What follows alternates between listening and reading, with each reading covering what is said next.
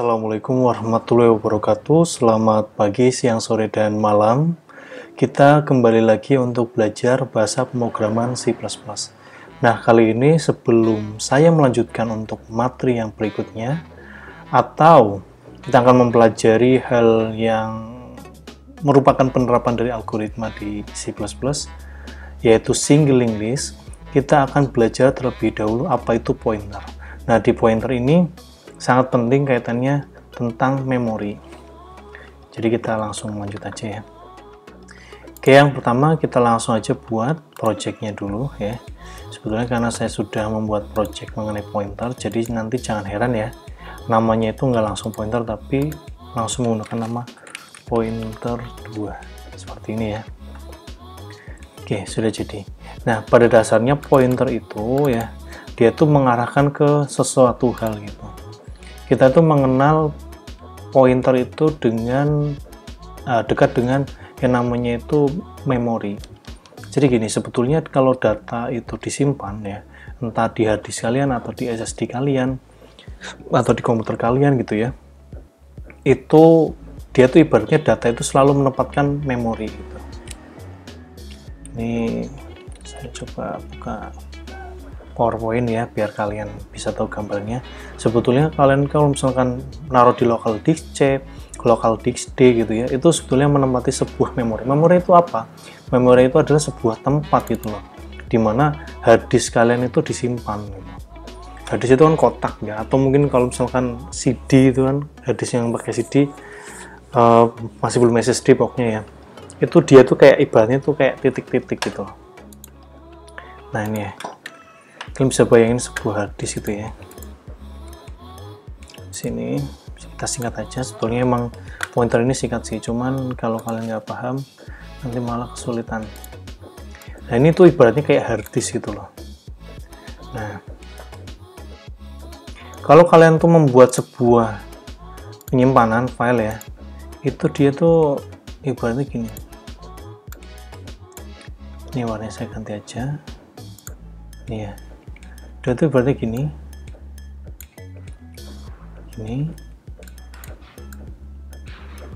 gini ya. Di sini bisa yang dinamakan dengan memori A1 ya. Jadi kayak absen gitu. Jadi kayak ada tempat coupling-couplingannya gitu. A4 ini. Ini adalah sebuah kotak gitu ya, walaupun sebetulnya harusnya rempet gini sih. Ini ya. Ini. Ya, maaf ya. Ini banyak sisa karena saya nggak cukup rajin aja untuk membuatnya. Nah, seperti ini itu sebenarnya kayak sebuah tempat-tempat di mana dia itu berfungsi untuk menyimpan data. Makanya kalau misalkan kita udah nyimpan data di A1 gitu ya, kemungkinan kita tuh bisa menggunakan 1 atau 2 blok lebih gitu ya. Misalkan A1 disimpan gitu ya, atau yang berikutnya data di A2, A3 gitu ya, A4, A5 gitu ya. Jadi satu data itu bisa menempati lebih dari satu blok. Terus kalau misalkan kita hapus salah satunya, misalkan A2, A3, kemungkinan A1, A4, A5 itu masih terisi. Yang A2, A3 itu belum udah kosong lagi gitu karena kita hapus. Nah, makanya kita tuh mengenal yang namanya proses defragment gitu ya. Memberesi yang kosong-kosong ini sehingga kita tuh bisa lebih bisa menyimpan banyak hal gitu. Itu yang disebutkan di dalam memory management gitu ya. Nah, oke. Sekarang gini, kalau misalkan kalian menyimpan sesuatu ya di dalam, misalkan kita dalam bahasa pemrograman deh, kita tuh menyimpan sesuatu yang dinamakan dengan variabel. Variabel itu kan fungsinya untuk menyimpan data ya. Misal gini, ini adalah sebuah nama memori, biasanya segini sih. Nama memori itu gini.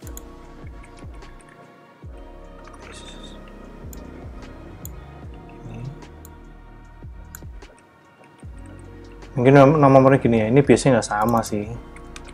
Ini.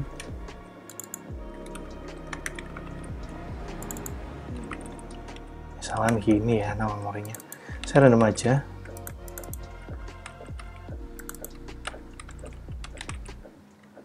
Gini. Nah, misalkan kita tuh membuat sebuah variabel ya. Misalkan variabel, soalnya namanya Biasanya misalkan di bahasa C++ kita akan menghitung luas versi panjang itu ya. Ini panjang, integer, lebar. Nah, data itu ya disimpan di dalam sini gitu ya.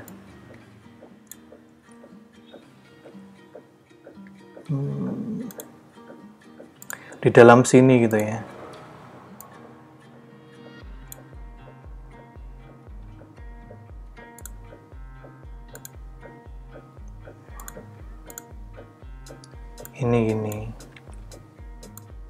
Ini tuh ibaratnya ada data di sini gitu ya. Nah, kenapa kalau misalkan kita membuat sebuah variabel itu untuk menyimpan data, kita membutuhkan nama variabel yang baru, nggak langsung menyebutkan memorinya, karena penyebutan memori itu akan lebih sulit untuk dimengerti oleh manusia. Sebetulnya ada bahasa pemrograman yang biasanya menyebutkan langsung memorinya, nggak membuat variabel.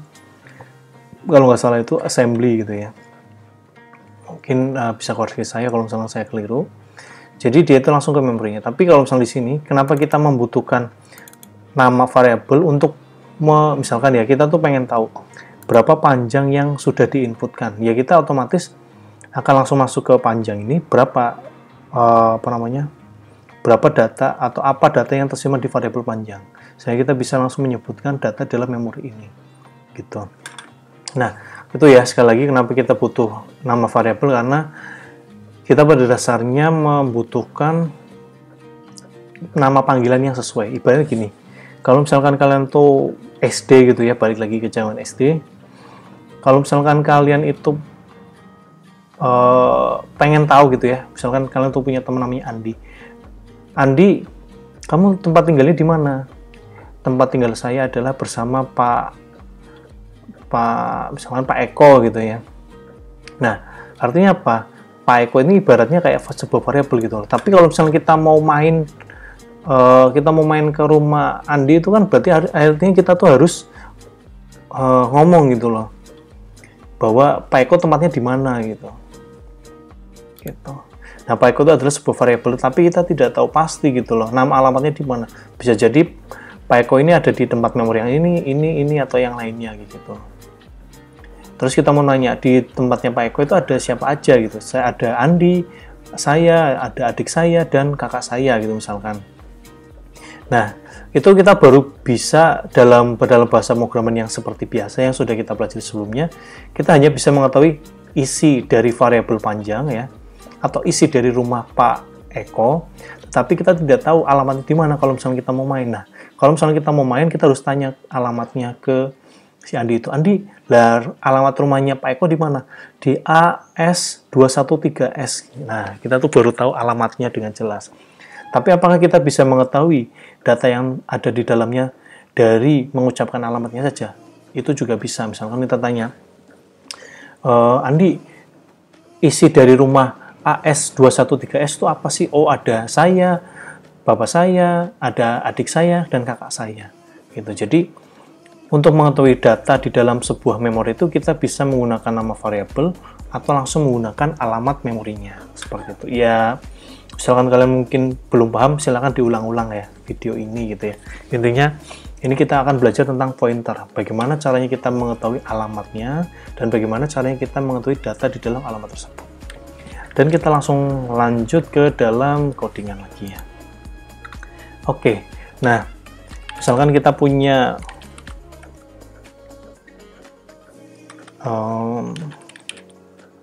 panjang lebar gitu ya. Kita langsung aja ya sebutkan aja di sini.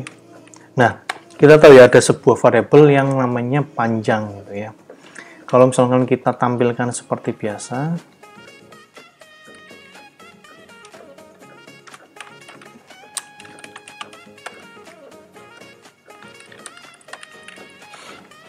pastikan gini aja.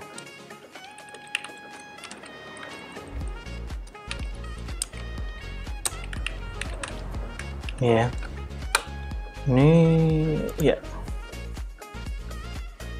dia mengeluarkan data yang ada di dalamnya yaitu 20 itu kan. Nah, sekarang kita tuh pengen tahu gitu loh, di mana variabel panjang ini disimpan di dalam memori. Nah, caranya gimana untuk mengetahui? Caranya adalah menggunakan variable integer ya. Kalau misalnya nggak pakai variable integer juga nggak apa-apa. Terus di sini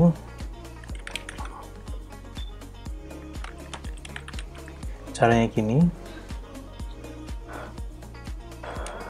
Nah, kalau misalkan kita print biasa ini kan nanti yang di print itu adalah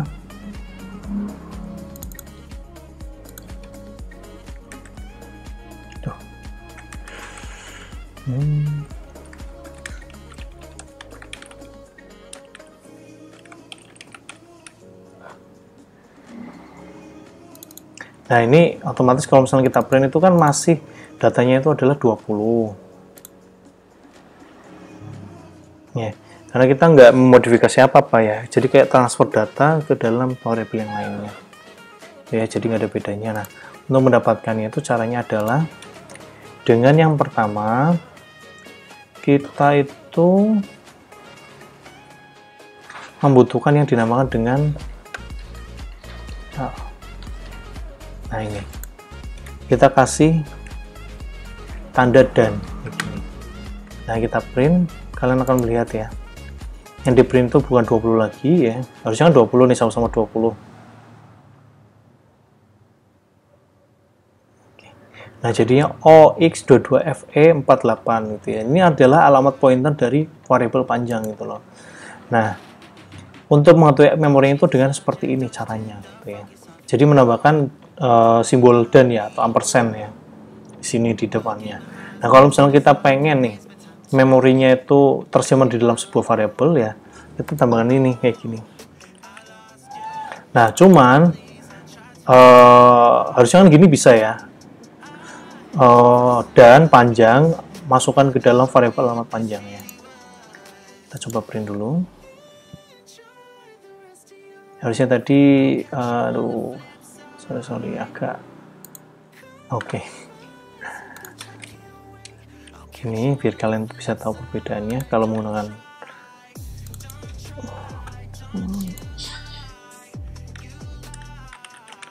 ya kan. Kalau biasa seperti ini, kita akan coba memasukkannya dalam sebuah variabel. Oke.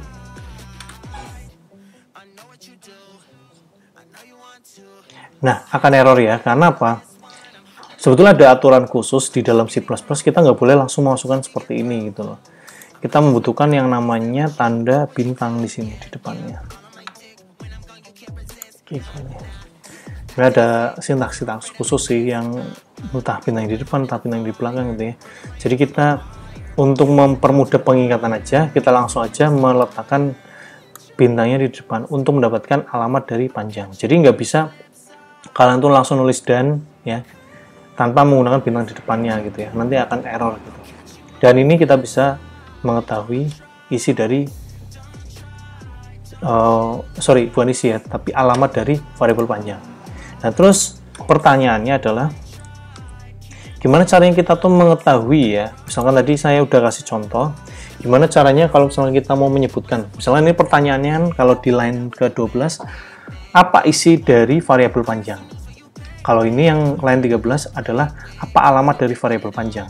Begitu juga di line ke-14. Sekarang kita tuh pengen menyebutkannya gini. Dibandingkan dengan menanyakan isi dari variabel panjang, kita akan langsung menanyakan apa isi dari alamat yang ini, yang tadi. Isi data dari alamat bentar ya, mohon tunggu. Isi dari data yang ada di alamat OX22FE44 itu ya. Nah, isi data. Nah, caranya gimana? Caranya kita nggak langsung menyebutkan kata panjang gitu ya. Kalau misalnya menyebut panjang ini, otomatis ya dia akan menanyakan isi dari variabel panjang, data variabel panjang. Nah, cara untuk mendapatkan data di alamat tertentu itu dengan menggunakan bintang lagi ya. Jadi kayak dikembalikan lagi gitu. Jadi kita bisa biar kalian nggak bingung.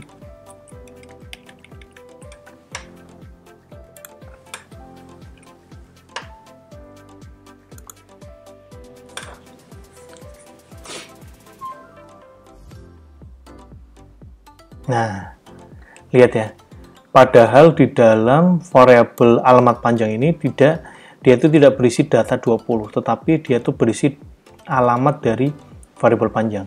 Tetapi dengan operasi khusus, yaitu menambahkan tanda bintang atau asterisk di depan variabel ini, maka kita bisa mengetahui data ya yang tersimpan di alamat OX22FE44 gitu ya.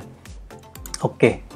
Ya, mungkin itu aja yang bisa kalian pahami. Jadi kalian tuh harus paham dalam sebuah operasi itu bintang ya, dia itu digunakan untuk melihat data dari memori, dan untuk melihat memori ya menggunakan tanda ampersand seperti ini ya, atau melihat tanda dari dan ini ya. Jadi diingat-ingat ya, dan atau ampersand ini untuk melihat memori, dan tanda bintang untuk melihat data yang ada di memori. Itu ya yang mungkin bisa saya sampaikan, mudah-mudahan cukup paham. Jadi kalau misalnya ada pertanyaan bisa tanya di kolom komentar atau di grup WhatsApp atau di WhatsApp pribadi saya. Gitu. Terima kasih atas perhatiannya. Selamat pagi, siang, sore, dan malam. Wassalamualaikum warahmatullahi wabarakatuh.